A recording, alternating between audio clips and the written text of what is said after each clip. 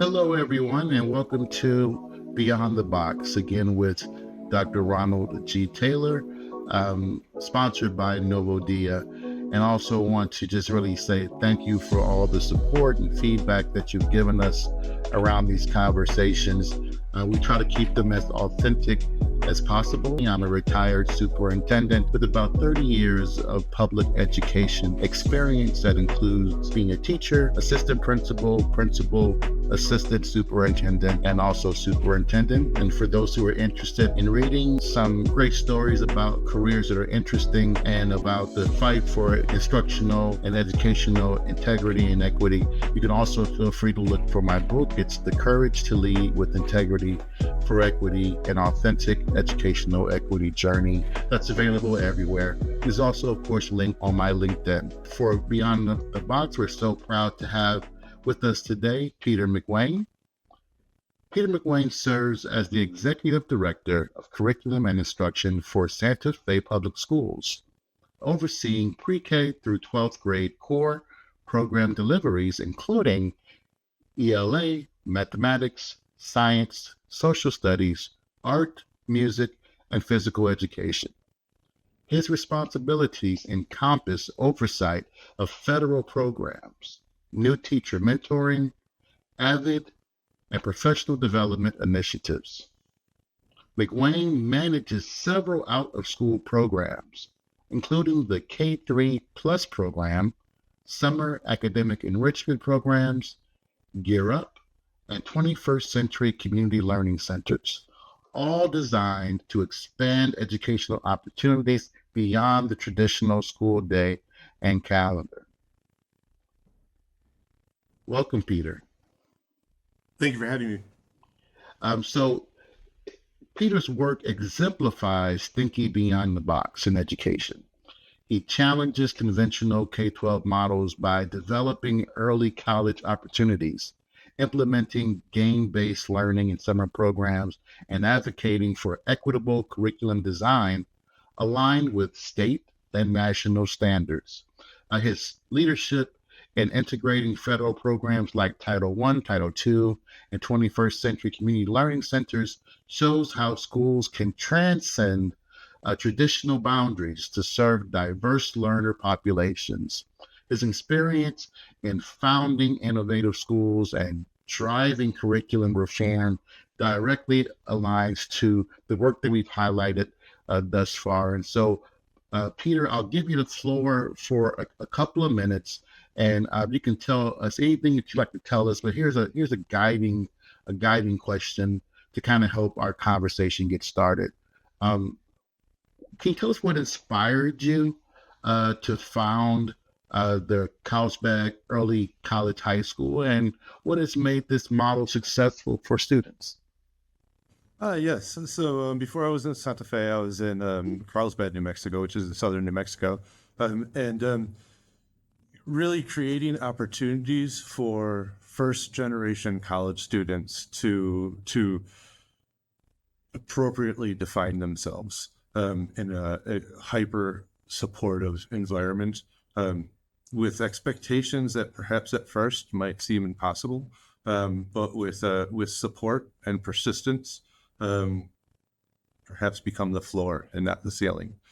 So just seeing students who perhaps haven't really fully realized who they are, seeing societal conditions that perhaps predetermine who students should become when they're older based on things that are outside of their control, and not really seeing a systemic approach to ameliorating the negative impacts of that.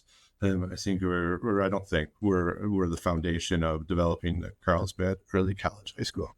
Thank you, Peter, for such an outstanding answer, and congratulations to you and the folks who were on your team that helped to create a successful model for those kids who may be determined to be underrepresented traditionally and historically. And I also grounded my career in that kind of work, and I just know how tough it can be, but also how rewarding it is. So congratulations. And so, um, how do students in these programs perform when you compare them to their peers? Or do you recall being able to compare and quantify your success with them?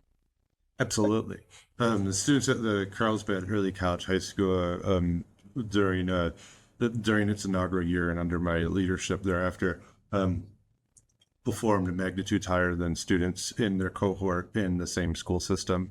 And we're showing growth measures. And we look at growth. I like to look at growth more than proficiency in high performing schools and in low performing schools and everything in between, because I believe that proficiency masks things. Like if you have a group of students that are all hyper proficient, but they show no growth, is that really a good educational system? And if you have students that are 4 grade levels below and over the course of a year, they grow 3 grade levels, that's an amazing teacher, but proficiency won't tell that story. So really identifying a baseline of we're looking at growth, and growth ultimately will lead to higher end outcomes, which that's the name of the game. Like our goal is improved outcomes at the end of the year, and at the end of the grade bands, and at the end of high school, and so on and so forth. So yes, our students performed much higher. In fact, we were on par with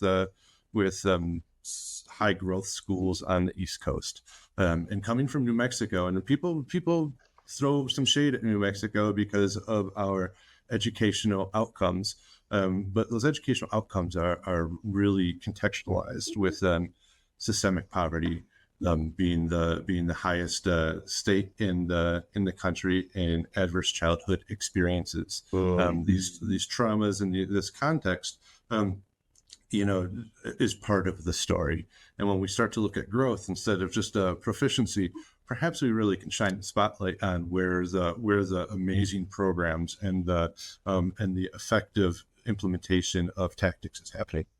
Oh, I love that. I mean, I love that. We used to do a state of the district huge event every year, and instead of just highlighting who met whatever the established goal was for each school from the state, we wanted to look between the numbers and show the growth, right, and show those spaces where there was just off the chart growth happening for kids, and with the guidance of their teachers and school leaders. And it was just such a great story to tell, to help folks understand that we're more than just a single cutoff score, right? So that is just tremendous. I totally agree. And in your introduction, one thing that I found so interesting that I think folks might want to learn more about, and they may not know a lot about, is federal funding.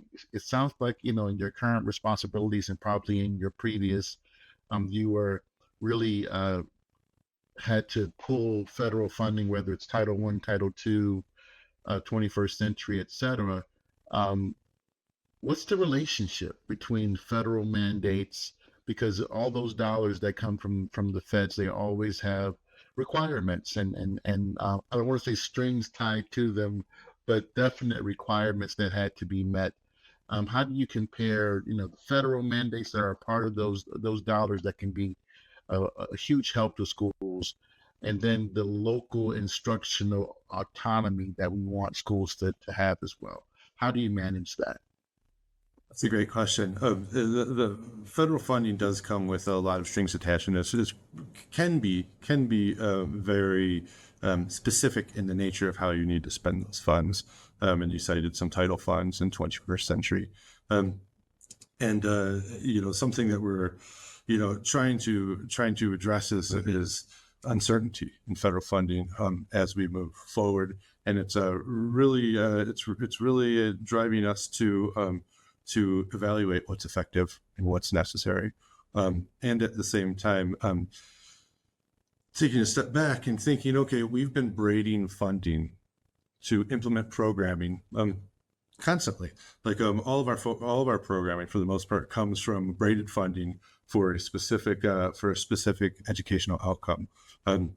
So navigating the federal requirements, and then also navigating the state requirements, which sometimes can be more restrictive than the federal requirements, and braiding those funding to make sure that you're building personnel teams that can be used to move tactics at the sites is extremely important. Yeah, and I know from personal experience the being able to meet all of those for us anyway. I'll speak from my personal experience. We had to pay up front, from our school budget, from our local school budget, many of those expenses that were then reimbursed by the federal grants, Title One, Title Two, in some cases Title Three, etc. And so having compliance with what those grants mandate was a huge lift, and I remember there was even a time where we had federal grants that were relatively small, a few $1,000s. And when I looked around the table at the team that was helping us to meet all of the different mandates, we probably had $1 million in salary, right? Trying to manage $3,000 in grant funding. But we understood that for our community, for that particular program, which I believe was a CTE career tech program, every nickel mattered. That we didn't want to turn any away. But you begin to think about some of the mandates and some of the strings that are attached and some of the paperwork that you have to complete, and of course be spotless on those submissions. So I can definitely appreciate that. You spoke earlier about a topic that was very close to my heart. I spoke about my book, The Courage to Lead with Integrity for Equity, and you spoke about underrepresented kids and being able to see kids have tremendous growth, even beating the trends of kids who are, a higher socioeconomic status. Um, how do you ensure that rigorous advanced curricula are accessible to all students, not just kids who are traditionally seen as high performing based on their family status? 100%. This this really rings home in Santa Fe. Our last year of hiring, over 90% of our teachers were on alternative licensure, so did not go to school to become a teacher, but felt that calling later in life or after their initial career. So our institution really has to operate like a post-secondary institution simultaneously, to build our teachers.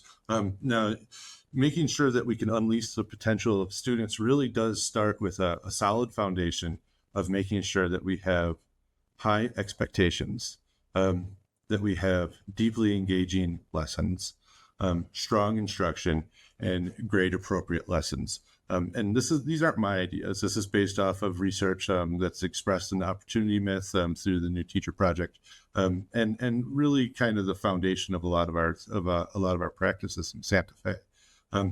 So if we have a solid foundation where students are given the opportunity to meet grade level expectations, that's the beginning. That's not the end, but that's the beginning. In this, the New Teacher Project Opportunity Myth, they observed 1,000 lessons over 5 school districts in urban and rural school districts, and realized that the students were doing what the teacher said. 88% of the students were engaged in the lessons. 50% of the students got an A or a B on the lessons, but in the end, only 17% of those students were proficient on the standards. So what's going on there? So there's a misalignment, perhaps, when there's a misalignment between what the students were doing in class and the expectations of the state. So I think aligning those two things, so we're moving forward with our big vision of how to transform education, how to support students with a common, solid foundation that we all agree on. What are we trying to achieve? If you go to the grocery store and you ask 20 people, what's the purpose of education? You're going to get 20 different answers. And when you're creating a policy to do like a root cause analysis to address a gap that you may perceive, it's really important that everybody agrees on what is the problem we're trying to solve, and what is the goal that we're trying to achieve. Once you have that common ground, moving forward with a tactical plan is then possible. So with 90% of our teachers coming into the district on alternative licensure, we really have to, make sure that teachers have a instructional materials that elevate their entry point into high quality instruction. A program is not going to solve any district woes or issues or anything like that. But a program can be part of a process and a build moving forward to create these high quality experiences for our students. So if there's any silver bullet in education that's going to transform a student's life, it's the teacher in the classroom. And I think and then secondary to that, it's the community that the student is experiencing within that school. And mountains of research really support that the principal drives the culture of what goes on in that school, and the expectations within the classroom. So realizing this, investing time and investing resources into building capacity into human beings that are in our classrooms and in our schools and in our central office is imperative, because there's no instructional program that you're going to get that is flawless. We're going through a math adoption right now, and we're reviewing really high quality instructional materials. Everything that we're reviewing is Gateway 3 on Ed reports, and we're doing a standard-based analysis and all of this. But there are implied things in the standards that perhaps come through well in some instructional materials, and perhaps don't come through well in other instructional materials. So how do you fix that problem? You fix that problem by building capacity in teachers. Instead, building capacity in teachers to be able to look at their instructional materials, to be able to understand what the standards say, and the standards are written in pretty academic language, and to be able to reconcile where there is a disconnect, to be able to supplement those instructional materials. And when you have teachers that can do that, you have a really solid baseline of talent and structure to be able to build from. That's the goal. Isn't just to implement your high quality instructional materials, but the goal is to create transformative experiences for students that are rooted in standards, and lead to outcomes that are articulated by the standards. So by teaching teachers and creating experiences where teachers can observe each other, where teachers can learn from some direct instruction, where teachers can collaborate with each other about their students and their student learning, and where teachers can reflect on their practices and redesign practices when necessary. If we create an environment where teachers feel safe to be able to do that, inspired to do that, and supported in that process, perhaps we're conditioning the soil for something great. We talked about or you mentioned project-based learning. You didn't mention, but perhaps there was some, perhaps it was implied, some culturally and linguistically responsive teaching. And these, they can be buzzwords, but they can also be really effective things that you do in the classroom. For example, like when you get a canned program, and you identify where the holes are, and you've mapped out the standards and such, and you're implementing the curriculum, which the curriculum is everything the student does in the classroom. It's not the textbook. It's not the standards. It's the combination of all of these things coming together. When you get these things together and start to implement these things in the classroom, and ensuring grade level instruction with high expectations, it's amazing that students start to reach those expectations. And I'm a firm believer in implementing something the way it was intended to be implemented first, and then dismantling it and building from it. So you go through a year implementing this instructional material, taking notes, collaborating with teachers, finding out where the holes are, supplementing those holes with supplemental materials. You train your teachers not just on the instructional materials, but on the learning continuum that is expected in those grade level bands. Because, like I said, all instructional materials will fall short. So if an instructional material is leading a teacher in a direction that is not beneficial for the student, it's the teacher. The teacher is the one that can be the stopgap and increase that quality and see that student's success. And when we talk about like culturally and linguistically responsive teaching, there's no instructional material that's going to do that. To me, what that means is having the student be able to see themselves, and see their families and hear their families and themselves in their learning environment. And so that does take some supplementing from the teacher, and it takes time for the teacher to get to know the student, and really be able to really be able to design experiences that pull from the local environment. But teachers don't go to college to become curriculum developers. They go to college to learn content, and they go to college to learn how to present that content, to create activities and such. Curriculum development's hard. The standards are intense. Like, for example, a first grade standard, students will add and subtract numbers within 20, but be fluent within numbers through 10. But what's the difference between 1 through 10 and 1 through 20? What does fluency mean? Do we have common language on that? So that's complex, right? And to expect teachers to be able to spend all of their time outside of their contract time when they're teaching to be able to develop this curriculum perhaps is an unrealistic expectation and not equipping teachers to be successful in the classroom. But if we equip teachers to collaborate and to reflect on student outcomes and to reflect on the gaps between the instructional materials that they're using, because the instructional materials will give them a base foundation for accessing grade level instruction, then we start to create systems that support grade appropriate, high quality instruction.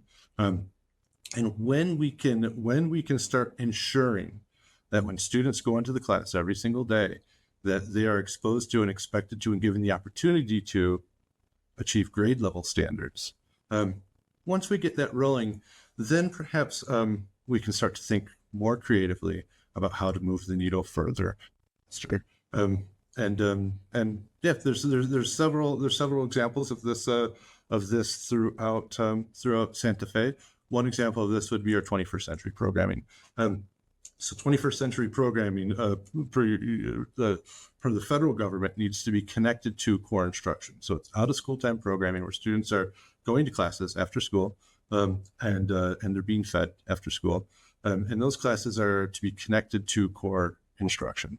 And so best practices say that students should have an instructional material that's connected to the core instructional material that they're doing, and that they should, and the lesson should be connected to the core instructional material.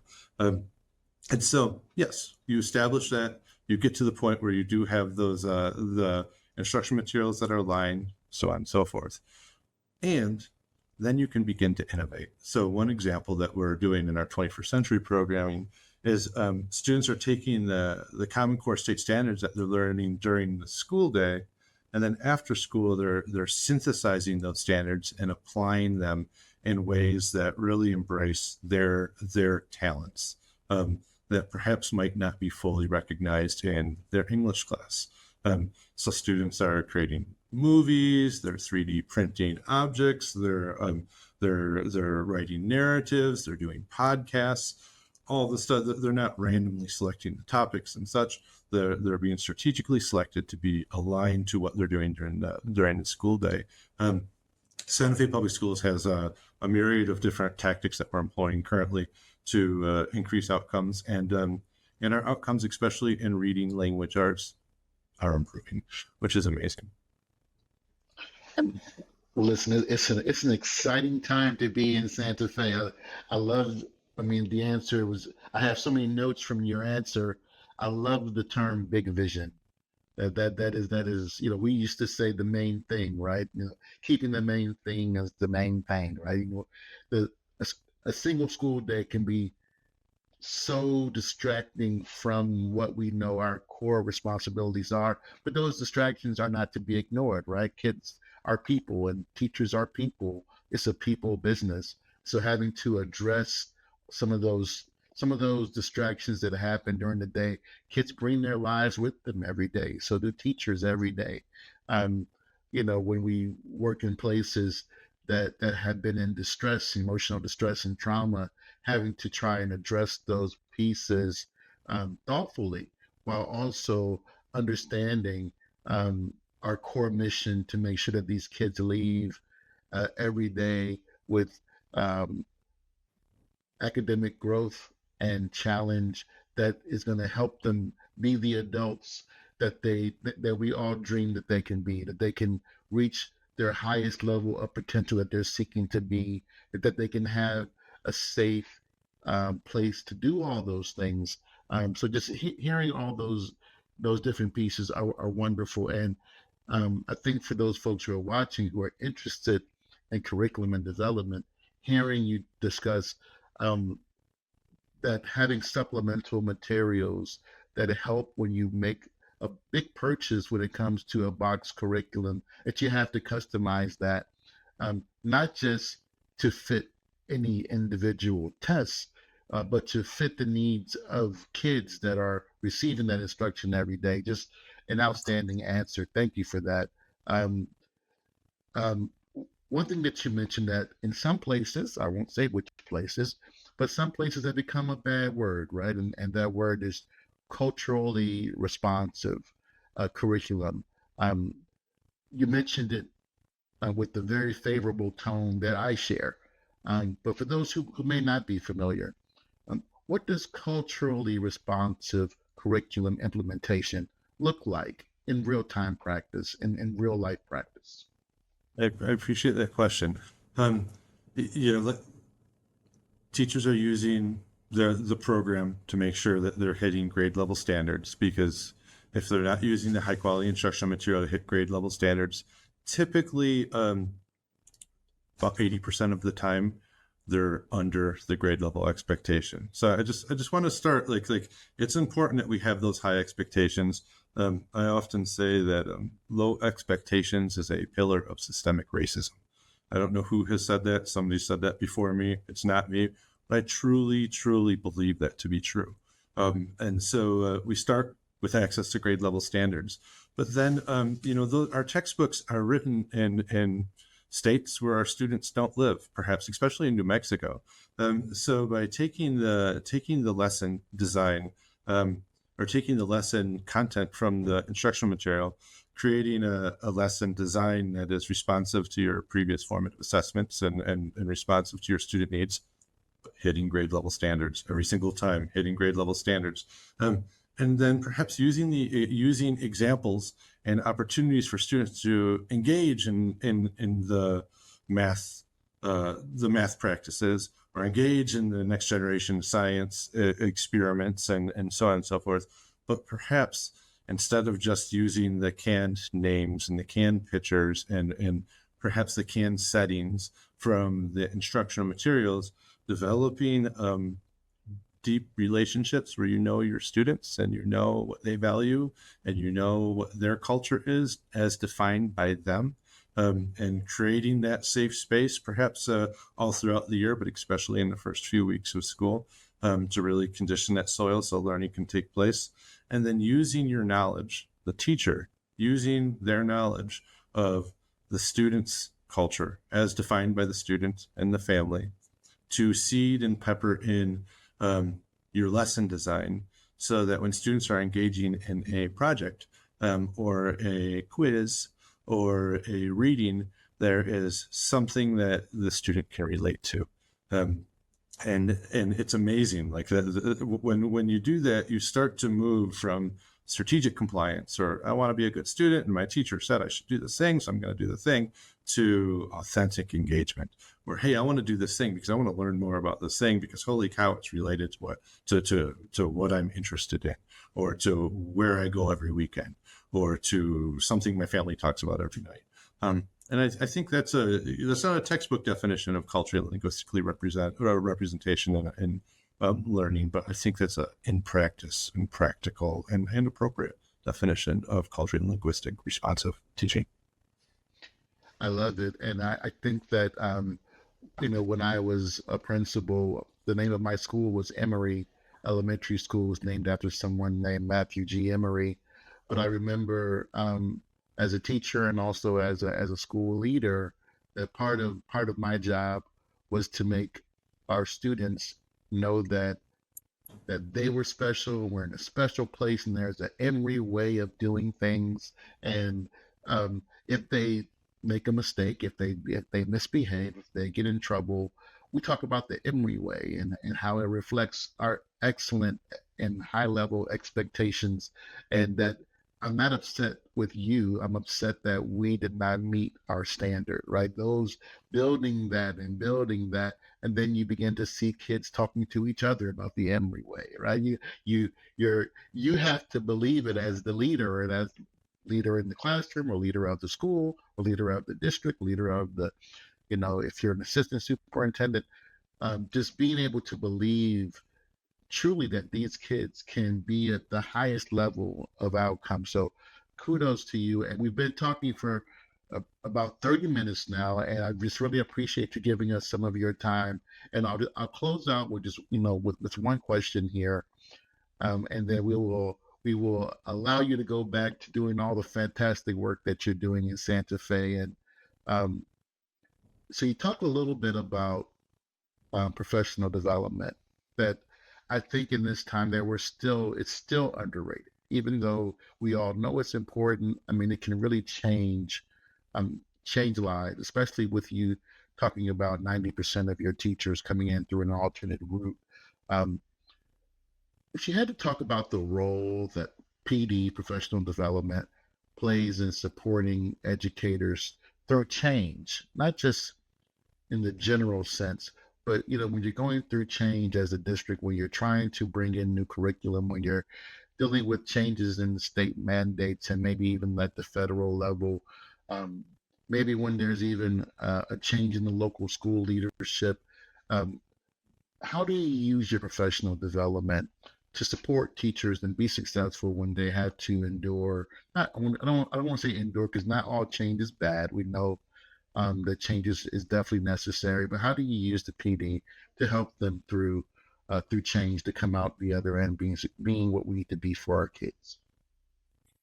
So ideally, and I'm going to say ideally because ideally, um, professional development initiatives are focused from a district level, and districts can fall into a pattern of doing good and fun and evidence-based initiatives, but if they're not scalable, if they're fragmented, if there's